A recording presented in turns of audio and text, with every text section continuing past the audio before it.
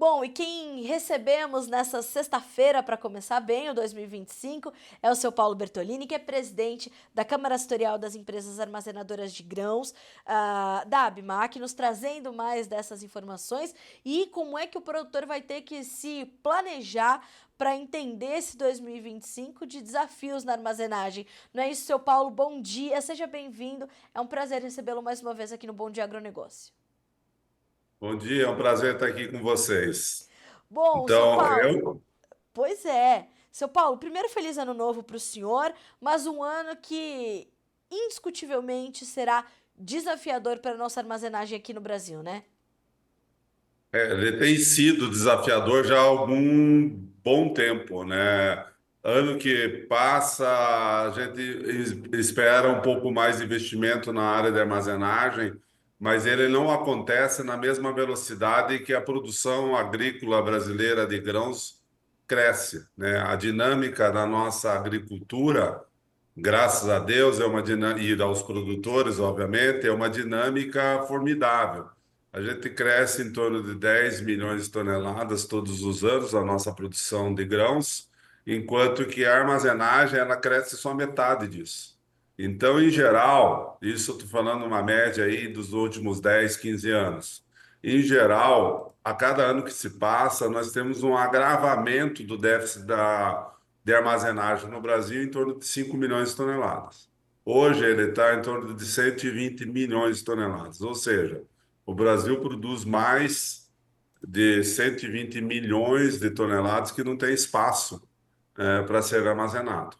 E aí acarreta uma série de problemas ao longo do ano todo, e esses problemas não são só do aspecto logístico, mas também sobre perdas de qualidade e também sobre a influência dessa falta de infraestrutura sobre os preços agrícolas, né, sobre a pressão de mercado. Então, a Conab está projetando, né, essa safra muito próxima do que foi 22, 23, que foi uma safra recorde brasileira, aí em torno de 320 e poucas milhões de toneladas. E isso vai fazer com que todo mundo, mais uma vez, precise de armazéns no mesmo momento, que é o momento da colheita da safra. E lembrando sempre que o armazém não é só o local da armazenagem, a gente chama genericamente como armazém, mas ele é o local onde é a unidade onde se seca, né, esses grãos, né, que muitas vezes eles vêm em condição de umidade acima do ideal da armazenagem, e também onde é feita a classificação e a retirada de impurezas. Essas impurezas são importantes que sejam retiradas antes da armazenagem para fazer com que essa armazenagem seja mais segura ao longo do tempo. Então, o que que acontece quando você não tem armazéns suficientes?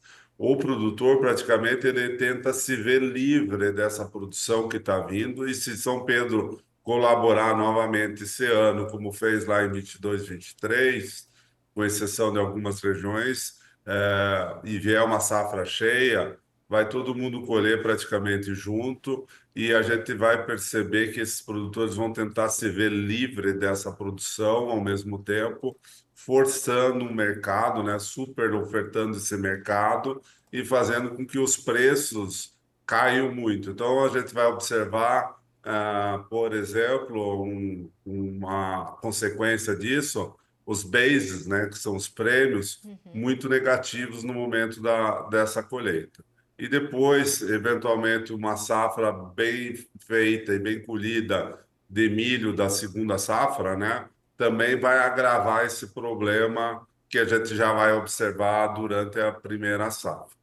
Então, é um problema recorrente, estrutural no Brasil, e que a gente precisa, de certa forma, resolver isso com um programa bastante robusto de incentivo à armazenagem. Só para você ter uma ideia, o nosso principal concorrente são os Estados Unidos, né? E lá, além deles conseguirem armazenar uma safra inteira, mais do que uma safra inteira, eles têm mais de metade dessa estrutura de armazenagem dentro das fazendas.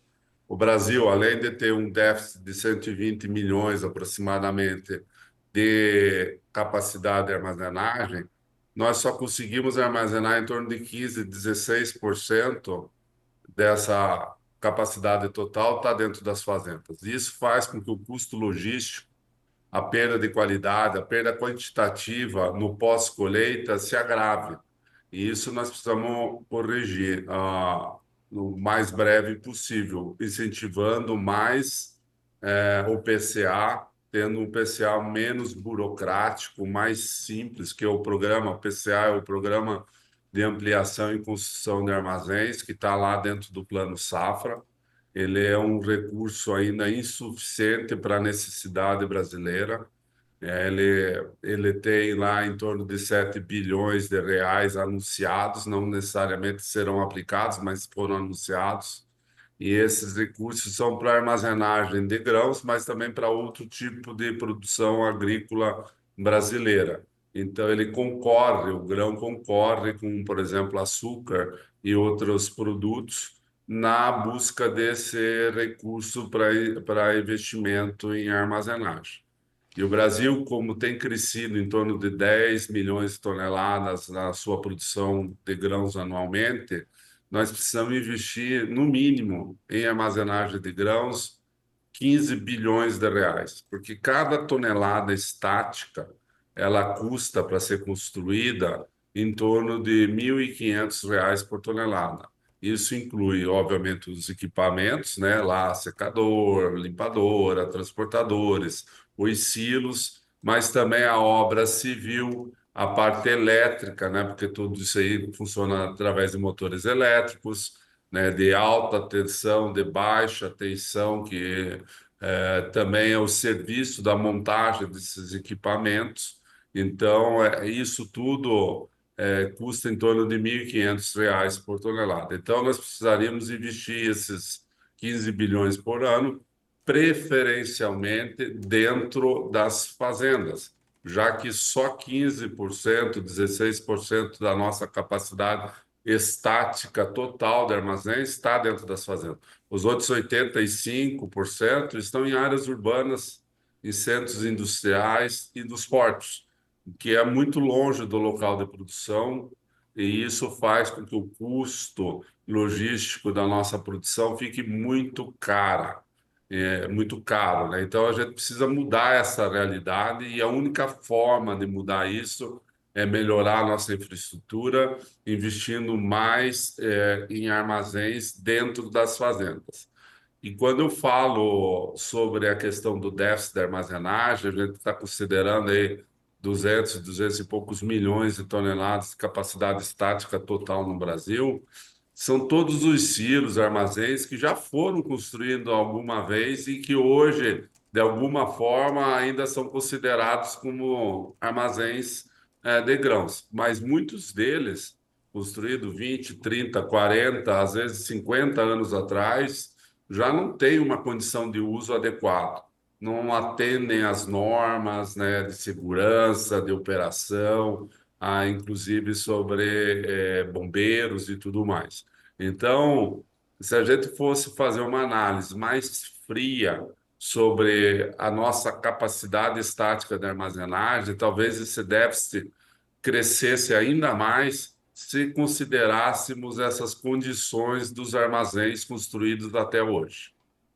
Seu Paulo, quando o senhor traz esses números, eles são bastante alarmantes, né? Então, teria necessidade de um investimento de 15 bilhões de reais por ano, são R$ 1.500 por tonelada estática. São, né, essa necessidade ela é muito grande. Para a gente avançar, demora. E a gente o senhor traz agora, né? Pouco mais de 200 milhões de capacidade, considerando tudo. Onde é que o senhor vê que a gente tem essa dificuldade para mudar esse cenário de armazenagem no país? Por que a gente não consegue dar passos mais largos para ampliar a nossa capacidade armazenadora? Falta um incentivo de políticas públicas, falta uma combinação de incentivos das políticas públicas com as privadas. Como é que o senhor diagnostica esse momento e como que a gente pode avançar, onde a gente ainda esbarra, o que nos impede de avançar? Olha, uma parte disso talvez tenha. Não existe um estudo aprofundado sobre essa questão. Mas uma parte disso a gente atribui à prioridade do agricultor em expandir em área. Então, todo o investimento que ele podia fazer, toda a liquidez que ele gerava, ele priorizava na ampliação da sua área agrícola, seja ali na região onde ele já estava ou em fronteiras agrícolas, crescendo, vamos dizer, o número de hectares que ele fazia. E ele terceirizava essa armazenagem, esse processo de pós-colheita, né, de secagem, limpeza e armazenagem de grãos, a um terceiro. Como ele não havia um desembolso para pagar por esse serviço, mas sim um desconto sobre a sua produção para pagar esse serviço, ele nunca sentiu realmente quanto custa isso, essa terceirização da secagem e armazenagem de grãos, já que ele não desembolsava, ele só era descontado. Mas agora há uma percepção que isso custa muito caro. E eu posso te dizer que talvez seja o custo de terceirização na agricultura mais caro que existe, porque ele tira essa renda desse agricultor para pagar esse serviço que ele poderia pagar para ele próprio. E isso tem custado muito caro, tirando a possibilidade de uma renda maior para a atividade dele. Então, essa consciência de que a secagem, a armazenagem faz parte do negócio do agricultor tem mudado muito a cabeça de vários agricultores. E aí eu não estou falando só nem de tamanho de agricultores, de tamanho de propriedades agrícolas. Propriedades pequenas, médias, também perceberam que isso está custando muito dinheiro e há uma tendência, há uma procura maior, uma conscientização da necessidade do investimento em armazenagem. Esse é um primeiro fato dessa mudança de cultura que tem acontecido. O segundo fato é a falta de recursos suficientes na linha de crédito que é específica para armazenagem, que é o PCA, que é uma linha que precisa de um juro mais barato, e é um juro lá controlado do banco do Plano Safra Uhum. e com prazo de pagamento condizente ao investimento, em torno de 8, 10 anos, que é o que os bancos têm feito, embora a linha permita até prazo maior que isso. Então, normalmente essas linhas precisam de 8 anos, o payback, né, que é o retorno sobre investimento. Em algumas regiões acontece até antes disso, já que o custo da terceirização é muito alto. Então, com 4, 5 anos, o investimento está pago. O segundo ponto é, além dessa falta de dinheiro, né, na linha do PCA, a burocratização dessa linha, né? Ela é muito burocrática, ela envolve projeto que tem que ir para o banco, além de, obviamente, todo aquele cadastro que precisa ter atualizado com o banco, a hipoteca. Esse projeto vai, dependendo do banco, para o BNDES, para uma análise, se é um repasse via BNDES. Então, é um processo que depende de licenciamento ambiental, de instalação, depois de a primeira prévia, de instalação e depois a operação. Isso demora um tempo enorme dentro do processo. E isso faz com que não haja tempo de uma safra, assim que o plano safra é liberado, para ele instalar essa obra para a safra seguinte. Então, quando ele começa a se movimentar, a busca de recurso, muitas vezes esse recurso já está esgotado. A linha PCA, por exemplo, o BNDES, já está com restrição desde o final do ano passado, que já não há mais recursos suficientes para esse. Então, quando ele vai movimentar, ele percebe que não dá mais tempo para a sua próxima safra, né?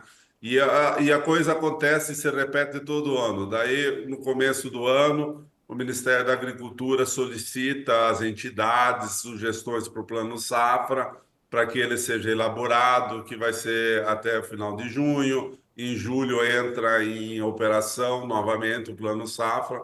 O Plano Safra não é uma peça orçamentária oficial, não faz parte do orçamento da União, ela é basicamente uma raspa de tacho de rubricas de orçamento, trazendo de outras áreas dinheiro para o Plano Safra.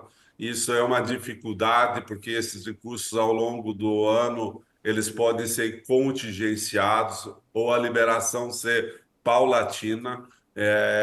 Então, isso afeta uma construção de uma obra que envolve civil, elétrica, envolve um monte de incertezas por parte do agricultor, já que ele normalmente nunca fez nada dessa área, né, de armazenagem, ele está aprendendo também, ele tem um desafio enorme disso tudo, né, de construir essa estrutura e depois, obviamente, de operar, né, saber como secar, como armazenar a sua produção. Isso traz para ele uma responsabilidade também muito grande, né? Então, se a gente tivesse uma linha de crédito mais simples, menos burocrática e com recurso suficiente dentro do PCA, com esses produtores que já têm a consciência que armazenar e secar, armazenar grãos dentro da sua fazenda é o seu próprio negócio, isso faria com que a velocidade de implantação dessas novas unidades no Brasil fosse acelerada. E lembro bem que a indústria brasileira, a ABIMAQ tem essa avaliação, né, que fazemos trimestralmente entre as nossas empresas, né, que fazem equipamentos para armazenagem de grãos, tem capacidade ociosa. Temos capacidade técnica, inclusive. O Brasil exporta para mais de 40 países equipamentos de armazenagem e secagem de grãos, já tradicionalmente. Então, a gente é reconhecido como uma indústria, mundialmente reconhecido como uma indústria com capacidade técnica e com capacidade de produção. Pena que essa capacidade ociosa e essa capacidade de produção que está sendo exportada não se reverta para investimentos em armazenagem dentro do Brasil.